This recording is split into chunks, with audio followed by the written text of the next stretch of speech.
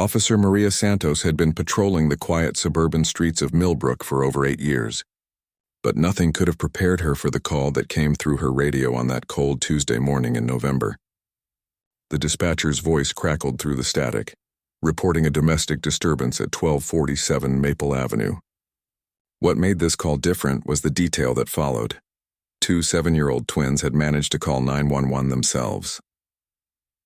As Maria drove through the tree-lined neighborhood, she noticed how peaceful everything looked.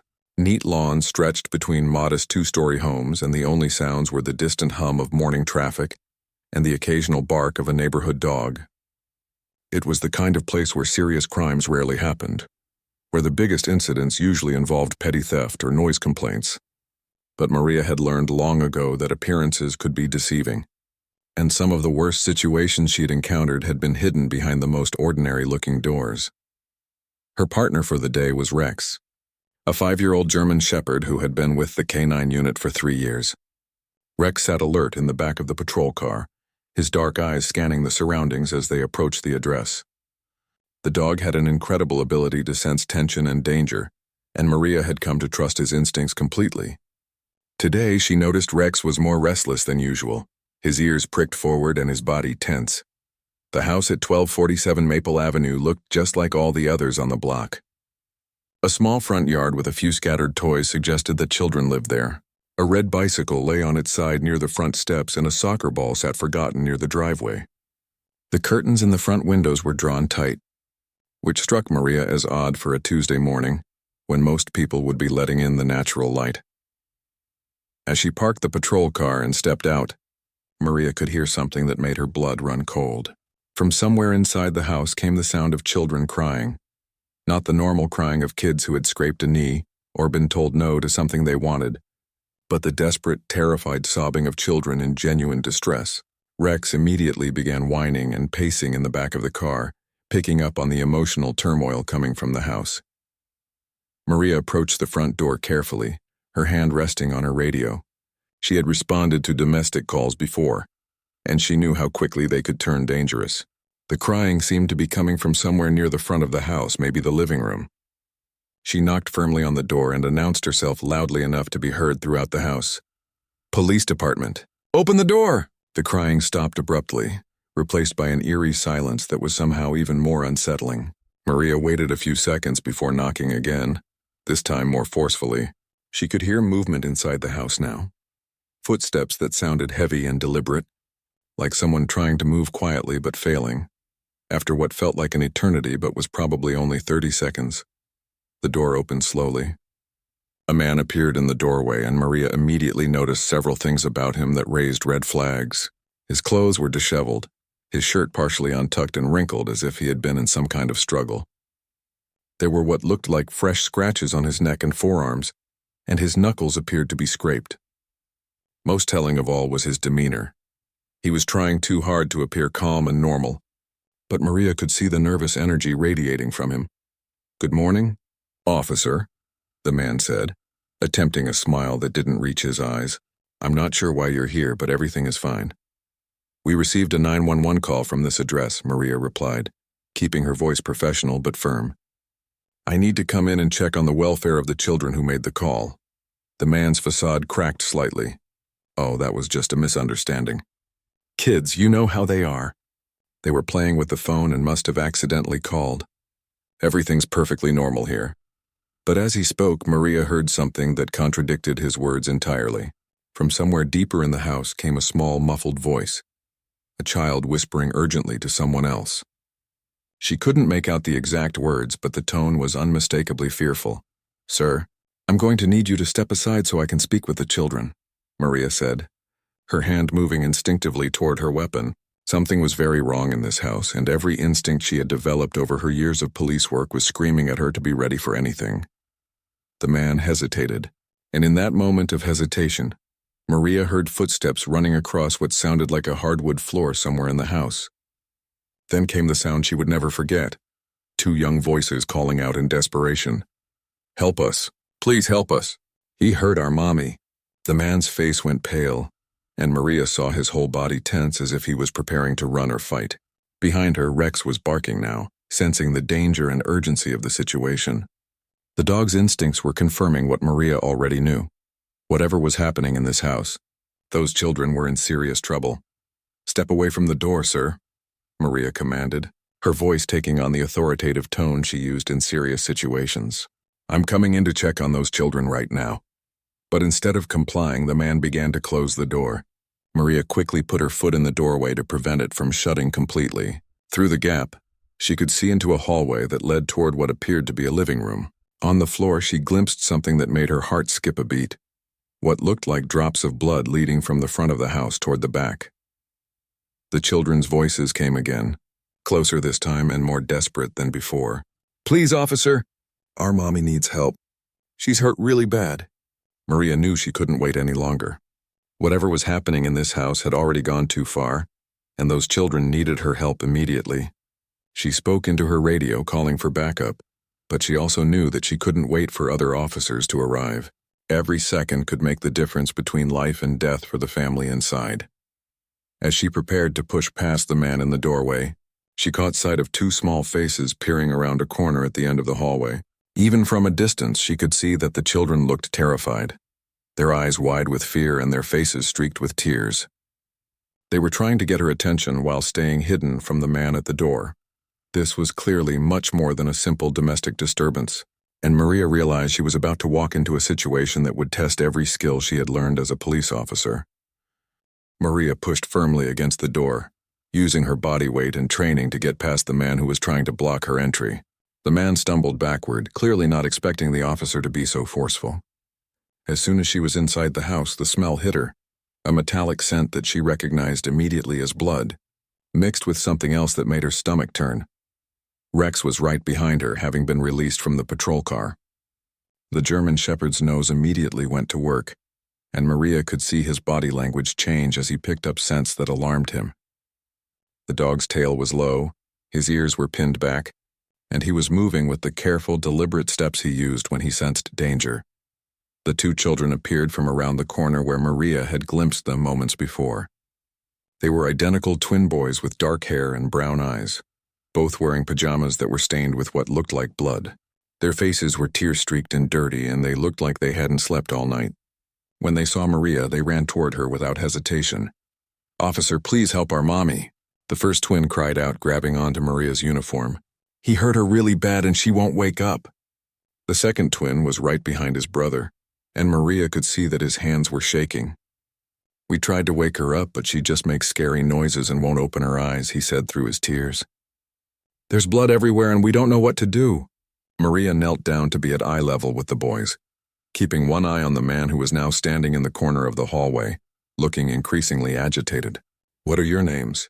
she asked the twins gently. "I'm Tommy," said the first boy.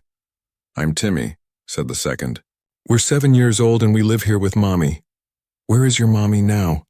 Maria asked, though she had a terrible feeling she already knew the answer. Both boys pointed toward the back of the house.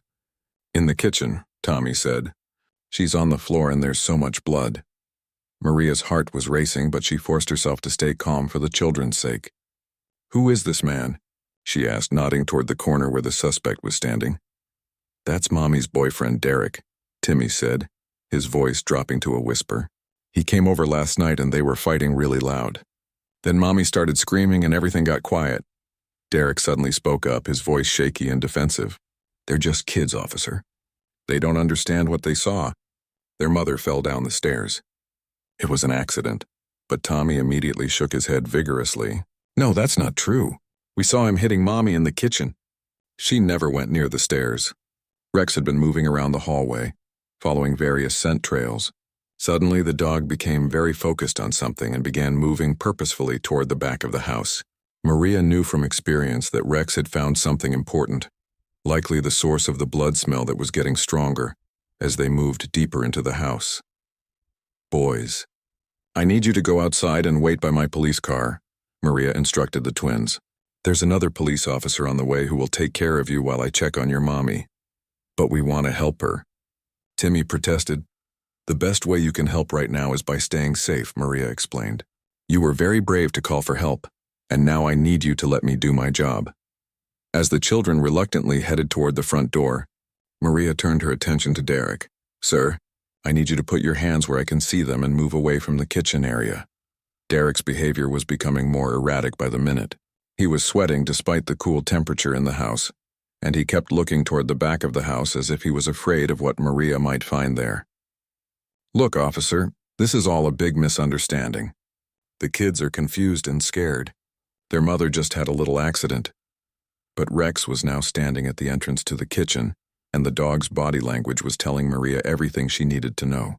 The German Shepherd was in full alert mode, his hackles raised and his focus completely on whatever was in that room. Maria had seen Rex react this way only a few times before, and it was never good news. Maria carefully made her way toward the kitchen, keeping Derek in her peripheral vision while following Rex. As she got closer, she could hear a sound that made her blood run cold. A weak, labored breathing that was barely audible. Someone was alive in that kitchen, but they were in bad shape. When Maria finally reached the kitchen doorway and looked inside, the scene that greeted her was worse than she had imagined. A woman who appeared to be in her early 30s was lying on the linoleum floor in a pool of blood. Her face was swollen and bruised beyond recognition, and there were obvious signs that she had been severely beaten. Her blonde hair was matted with blood, and her breathing was so shallow that Maria could barely see her chest rising and falling. The kitchen itself told the story of a violent struggle. Chairs were overturned, dishes were broken and scattered across the floor, and there were blood spatters on the walls and cabinets. It was clear that this woman had fought for her life, and that this was no accident, as Derek had claimed. Maria immediately radioed for an ambulance while Rex moved into the kitchen and began investigating the scene. The dog's nose was working overtime, taking in all the scents and information that would later help investigators piece together exactly what had happened. "We need paramedics immediately at 1247 Maple Avenue." Maria spoke into her radio. "We have a female victim with severe head trauma and possible internal injuries. She's unconscious but breathing."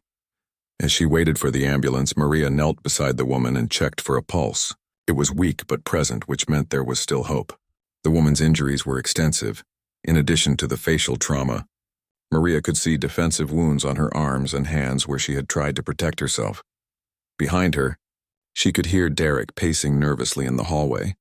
"She fell down," he kept repeating. It was an accident. She just fell down. But the evidence in the kitchen told a completely different story. This level of violence couldn't possibly be explained by a simple fall. The blood pattern, the broken furniture, and the woman's injuries all pointed to a sustained, brutal attack. Rex had finished his initial investigation of the kitchen and was now focused on Derek. The dog's instincts were telling him that this man was the source of the violence, and Maria could see the German Shepherd's muscles tensing as if he was preparing for Derek to try something dangerous. Outside, Maria could hear the sound of sirens approaching. Backup officers and the ambulance were finally arriving. But she also heard something else that worried her: the voices of the twin boys, who were supposed to be waiting safely by her patrol car, but who sounded like they were getting closer to the house again. The situation was becoming more complex by the minute, and Maria realized that she was dealing with not just a domestic violence case, but potentially an attempted murder.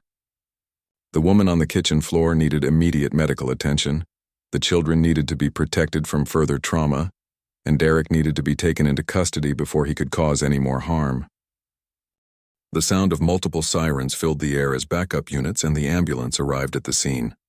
Maria felt a wave of relief knowing that help was finally here, but she also knew that the next few minutes would be critical for everyone involved. The woman on the kitchen floor needed immediate medical attention, and every second counted. Through the front window, Maria could see the paramedics jumping out of their ambulance and grabbing their equipment. She quickly moved back to the front door to guide them to the victim while keeping an eye on Derek, who was becoming increasingly agitated as more officials arrived at the house. "Back here," Maria called to the paramedics. "Female victim, severe head trauma, unconscious but breathing. The scene is secure, but we have a suspect still on site." Two paramedics rushed past her carrying their medical bags and a stretcher. The lead paramedic, a woman named Janet who Maria had worked with before, took one look at the kitchen scene and immediately called for additional medical support. The victim's condition was clearly critical.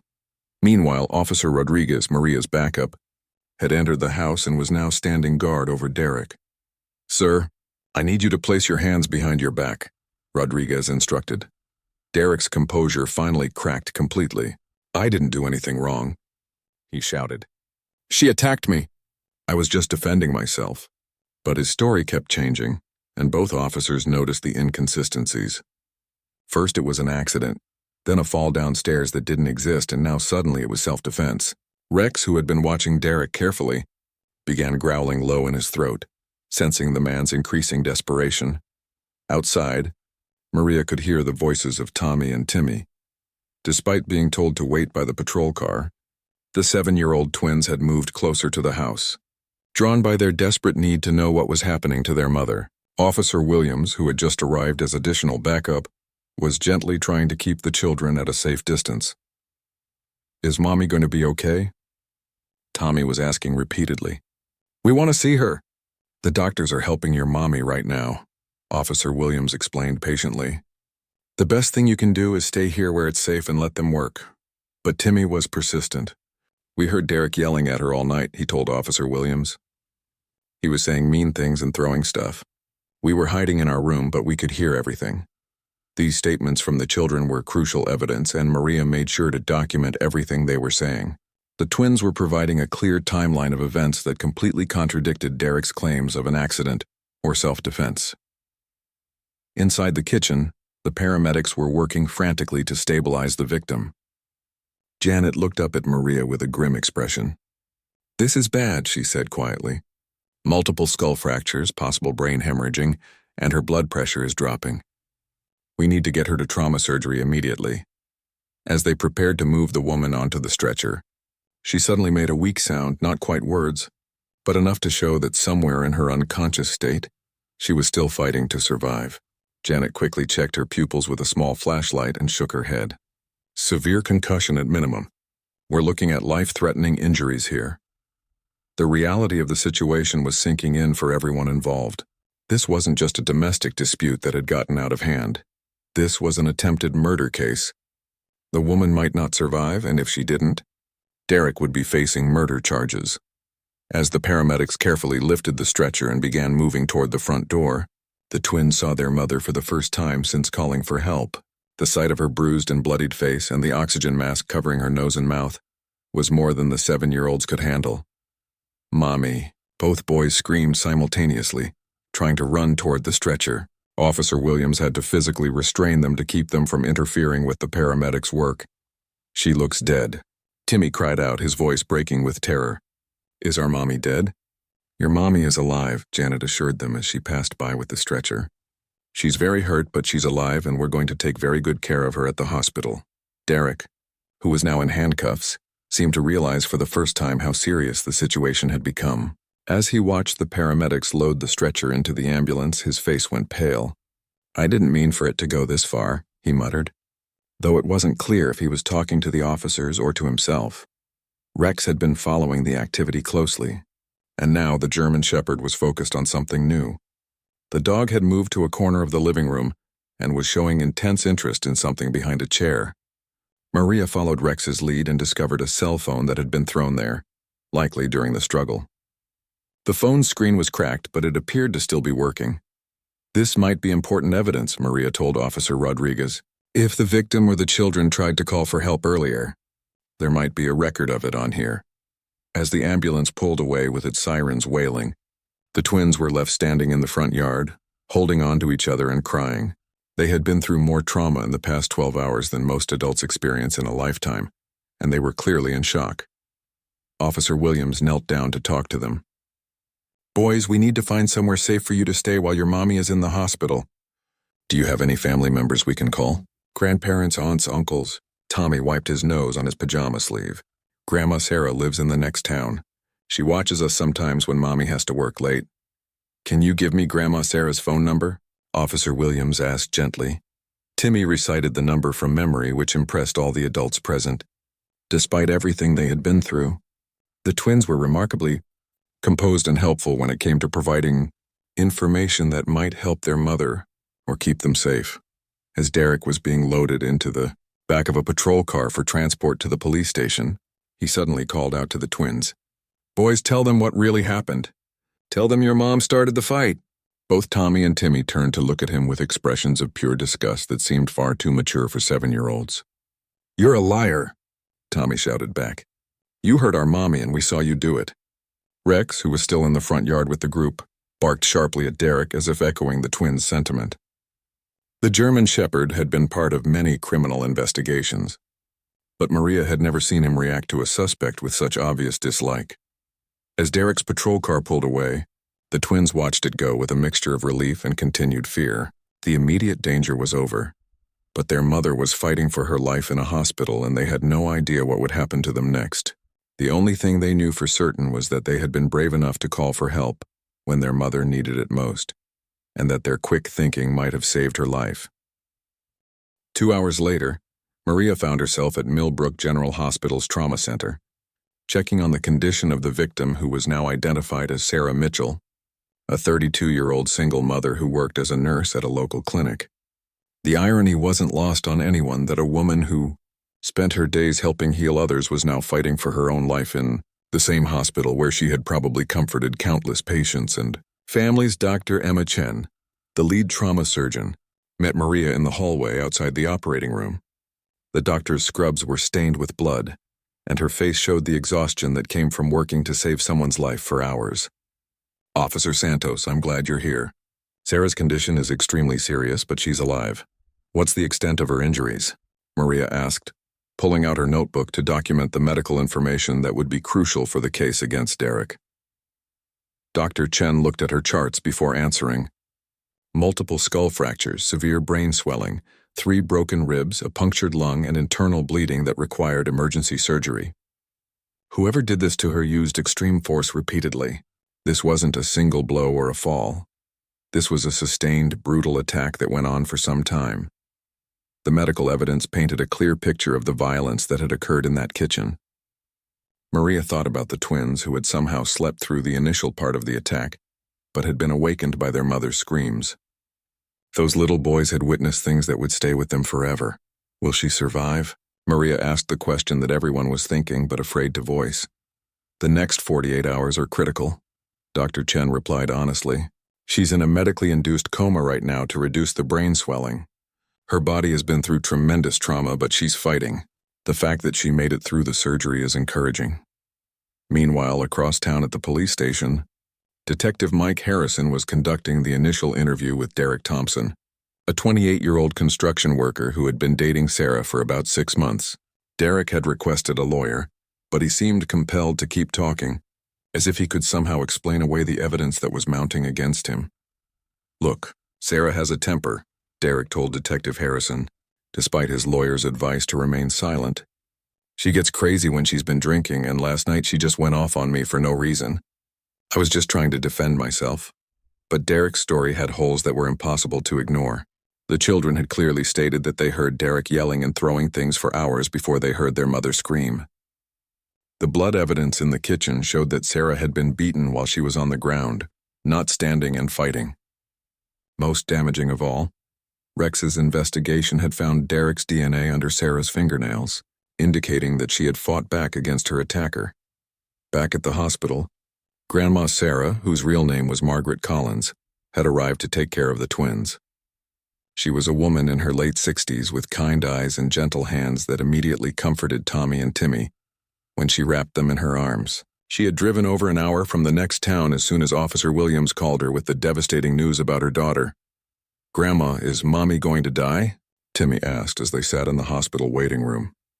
The question hung in the air like a weight that was too heavy for such a small child to carry. Margaret held both boys close, fighting back her own tears. "Your mommy is very sick right now, but the doctors are taking good care of her. She's strong. Just like both of you were strong when you called for help." Tommy looked up at his grandmother with red-rimmed eyes. "We were so scared, Grandma. Derek was hurting Mommy and we didn't know what to do. We hid in our room for a long time, but then Mommy stopped making noise and we thought she might be dead." The details that the twins shared with their grandmother painted a horrifying picture of the night's events. They had been awakened around midnight by the sound of Derek yelling at their mother about money and other men. The argument had escalated quickly, with Derek accusing Sarah of things that weren't true and becoming increasingly violent when she tried to defend herself.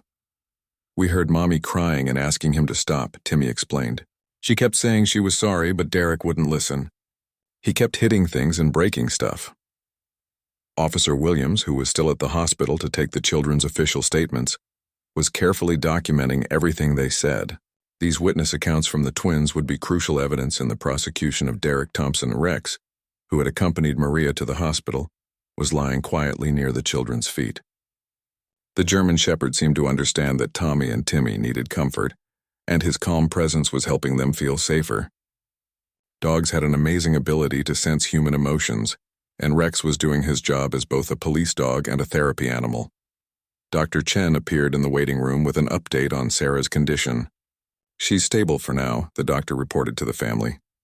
"The surgery went well, and we were able to stop the internal bleeding. Her brain activity is showing some positive signs, which means she might be able to hear us even though she can't respond right now." Margaret Collins looked at the doctor with hope in her eyes. "Can the boys see her? I know it might be scary, but they need to know their mother is alive."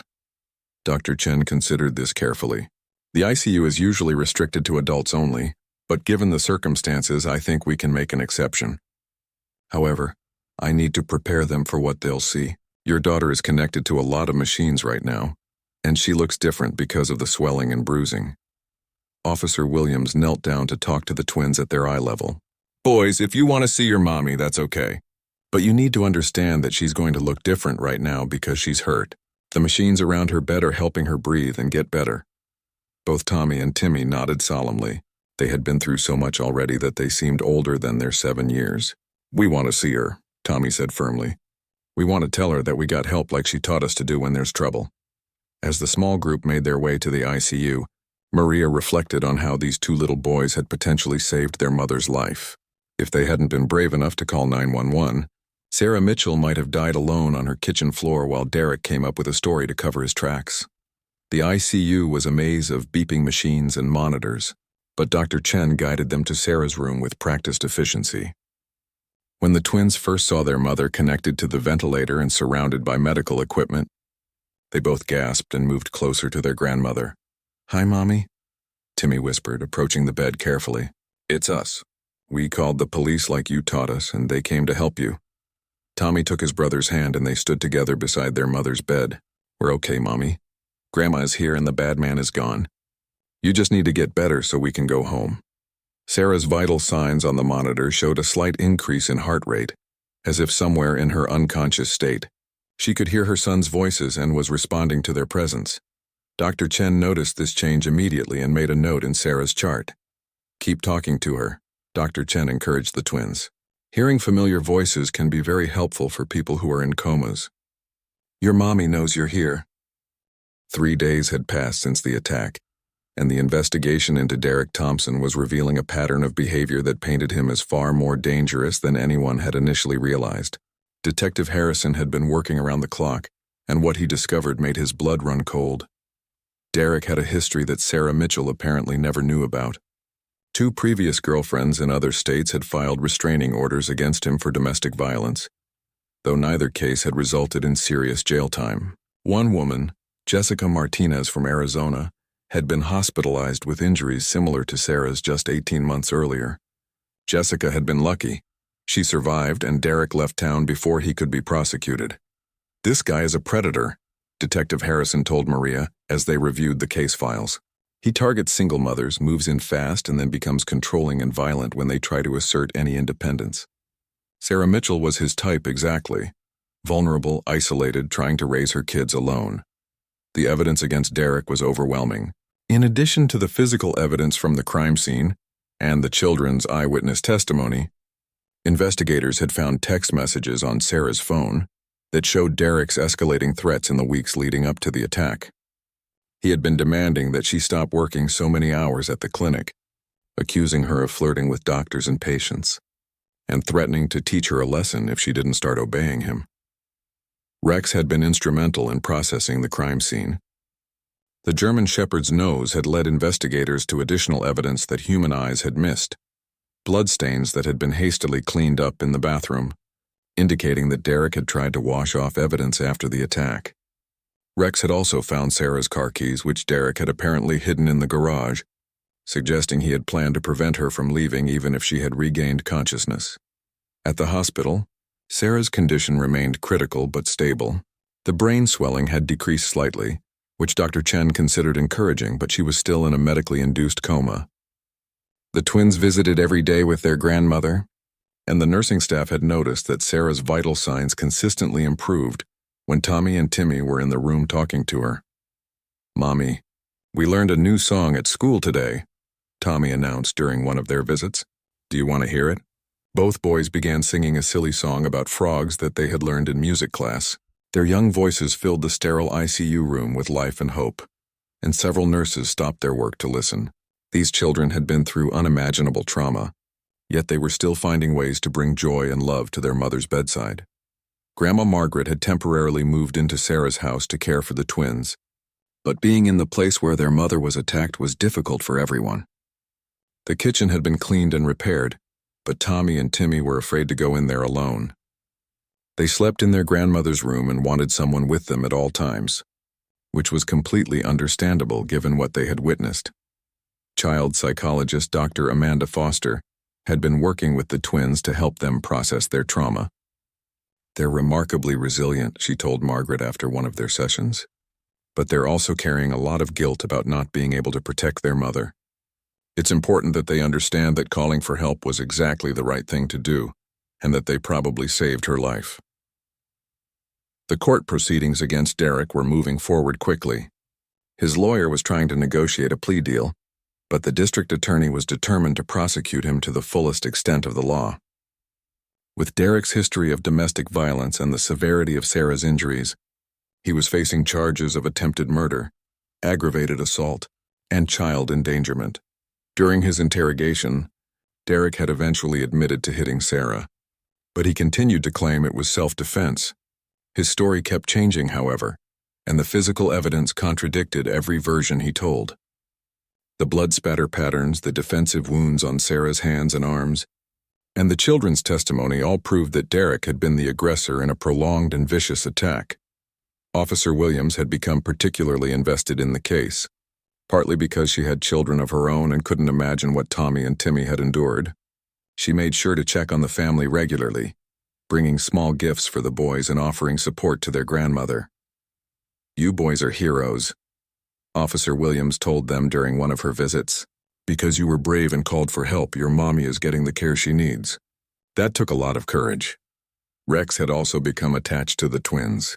During visits to the hospital, the German Shepherd would sit quietly beside their chairs, occasionally nuzzling their hands when he sensed they needed comfort. Maria had never seen her K9 partner show such gentle behavior with civilians, but Rex seemed to understand that these children needed special care. One afternoon, while the twins were visiting their mother, something remarkable happened. As Timmy was telling Sarah about a drawing he had made for her at school, her eyes suddenly fluttered open for just a few seconds. It was the first sign of consciousness she had shown since the attack. "Mommy," Tommy shouted, jumping up from his chair. She opened her eyes. "Did you see that?" Dr. Chen was called immediately, and she rushed to Sarah's room to examine her patient. While the eye movement was brief and Sarah quickly returned to unconsciousness, it was an incredibly positive sign. "This suggests that the brain swelling is continuing to decrease," Dr. Chen explained to the anxious family. "Her brain is starting to wake up." The news spread quickly through the hospital and back to the police department. Everyone who had been involved in Sarah's case felt a surge of hope. Maria found herself thinking about those first moments in the house on Maple Avenue, when she wasn't sure if they would find Sarah alive. Now, against all odds, she was showing signs of recovery. Derek Thompson's lawyer immediately asked for another meeting with the district attorney when he heard about Sarah's improving condition. "My client is willing to accept responsibility for his actions," the lawyer stated. "He's prepared to plead guilty to aggravated assault in exchange for a reduced sentence." But District Attorney Patricia Moore wasn't interested in deals. "Mr. Thompson nearly killed a woman in front of her 7-year-old children," she responded firmly. "He's going to face the full consequences of his actions, regardless of whether Mrs. Mitchell recovers." The twins had mixed feelings about their mother's brief awakening. They were excited that she was getting better, But they were also worried about what would happen when she fully woke up. Would she remember what Derek had done to her? Would she be afraid? Would she still be able to take care of them? Grandma, when Mommy wakes up, will she be different? Timmy asked one evening as Margaret was tucking them into bed. Margaret considered her answer carefully. Your Mommy might need time to get completely better, she said honestly. But the most important thing is that she's alive and she loves you both very much. Whatever happens, we'll face it together as a family. Dr. Foster continued working with the twins to help them understand their feelings and fears. During their sessions, both boys drew pictures of the night Derek hurt their mother. The drawings were disturbing but also showed their resilience. In every picture, they drew themselves calling for help on the phone, emphasizing their role as heroes rather than helpless victims. The media had picked up the story, and it was being reported as an example of how children's quick thinking and bravery could save lives. The twins were uncomfortable with the attention, but their story was inspiring other families to talk about emergency procedures and domestic violence awareness. Officer Williams suggested that the police department create a special recognition for Tommy and Timmy. These boys deserve to be honored for their courage, she told her supervisor. They faced a terrifying situation and did exactly what they needed to do to save their mother's life. As the week progressed, Sarah's periods of consciousness became longer and more frequent. She was still connected to machines and couldn't speak because of the breathing tube, but she was able to squeeze her children's hands and move her eyes to track their movements around the room. Rex seemed to sense the positive changes in Sarah's condition. During visits to the hospital, the German Shepherd would sit closer to her bed and watch her face intently, as if he was monitoring her progress along with the medical equipment. The investigation into Derek's background continued to reveal disturbing information. Detective Harrison discovered that Derek had been fired from his construction job 2 weeks before the attack for threatening a female coworker. He had also been evicted from his apartment for non-payment of rent, which explained why he had been staying at Sarah's house more frequently in the weeks leading up to the violence. This guy was a walking time bomb, Detective Harrison told Maria. He was losing control of every aspect of his life, and he took it out on Sarah and her kids. If those boys hadn't called 911 when they did, we'd probably be investigating a murder right now. The strength and love of the Mitchell family was becoming evident to everyone who met them.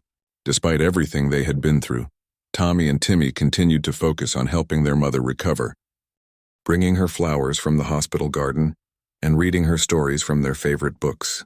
Their grandmother marveled at their resilience and their ability to find hope even in the darkest circumstances. 2 weeks after the attack, Sarah Mitchell finally woke up completely. It was a Tuesday morning, and Tommy and Timmy were at school when she opened her eyes and kept them open, looking around the ICU with confusion and fear. The first person she saw was a nurse named Linda, who immediately called Dr. Chen and then contacted Margaret to bring the twins to the hospital as soon as possible. When Sarah tried to speak, her voice was barely a whisper, and her throat was raw from the breathing tube that had been removed the day before. "My boys," were the first words she managed to say. "Where are my boys?" "They're safe," Linda assured her gently. "They're at school right now, but your mother-in-law is bringing them here to see you." "Sarah, do you remember what happened to you?" Sarah's face immediately filled with terror as the memories came flooding back. She remembered Derek's angry voice, the sound of dishes breaking, the pain of his fists hitting her face and body. She remembered falling to the kitchen floor and hearing her children crying in the distance before everything went black.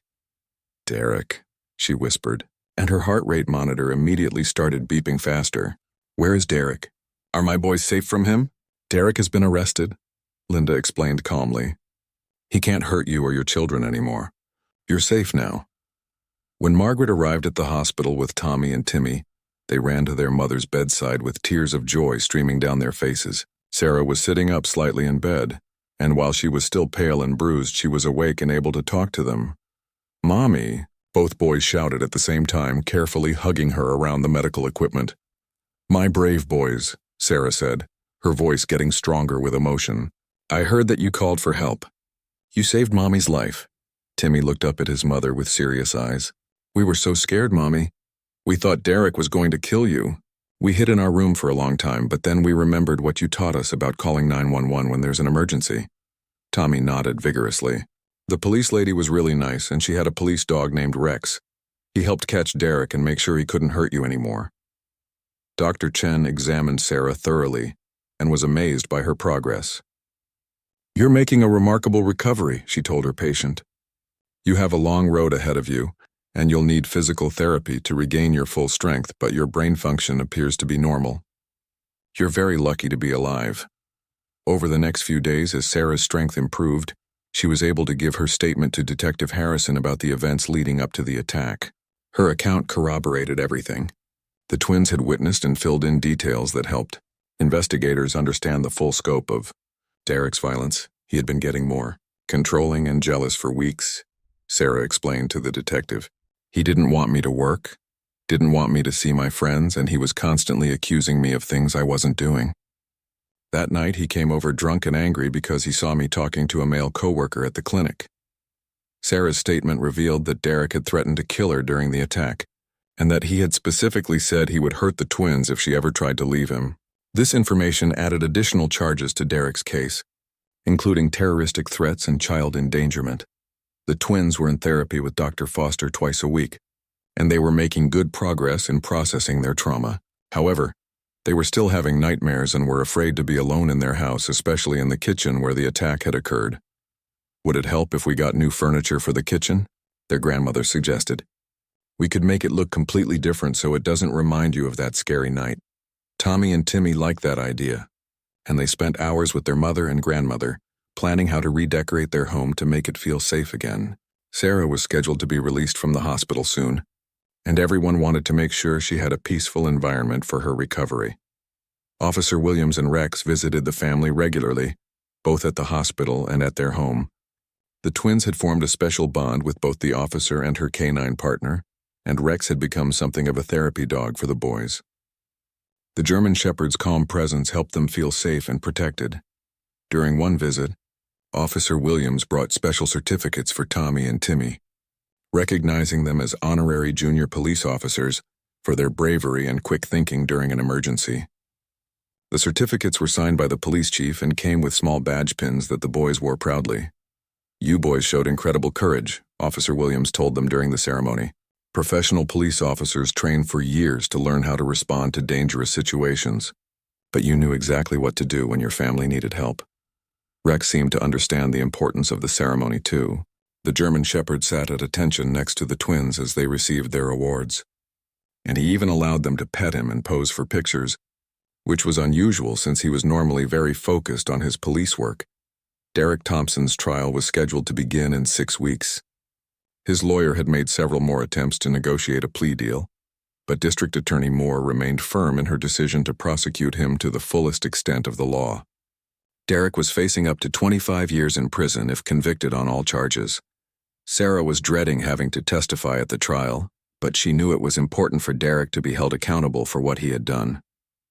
"I don't want him to be able to hurt another woman the way he hurt me," she told Detective Harrison.